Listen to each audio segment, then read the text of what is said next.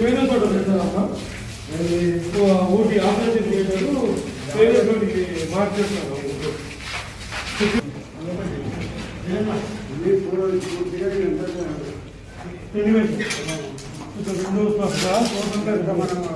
ఆపరేషన్లకు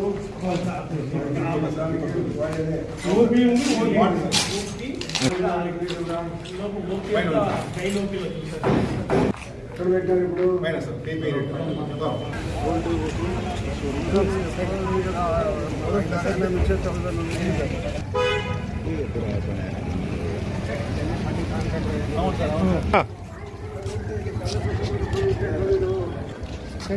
ఓట్లేసి కప్పేసి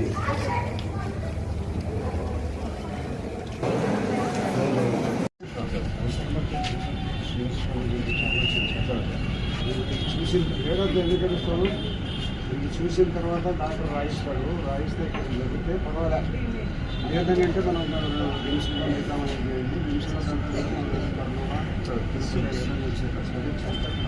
అంబులెన్స్ వాళ్ళు క్లోజ్ అయిపోయింది. పేపర్లలో వస్తుంది రోజు కంటి హాస్పిటల్ ఆపరేషన్లు జరగడం లేదని. ఏమో మీ కంట్రోల్లోనే వాళ్ళని కాంట్రాక్టర్గా వేయించి పని చేయించండి. ఏంటి మా పరిస్థితి, ఇది పబ్లిక్ ప్రజల పరిస్థితి ఇక్కడ. ఎన్నిసార్లు పంపించినా మీతో ఇప్పుడు 2-3 సార్లు మాట్లాడినా నేను, ఏం ప్రోగ్రెస్ లేదు. పని చేస్తాడో మానుకొని పోతాడో చూడ. వేరే వాళ్ళన్నా టెండర్ వేసుకుంటే మాకు పని అవసరం. వాడు కాంట్రాక్టర్ ఎవరితో వచ్చినా మాకేం ఇబ్బంది లేదు. మళ్ళా చేయండి నాకు ఫోన్ మీరు.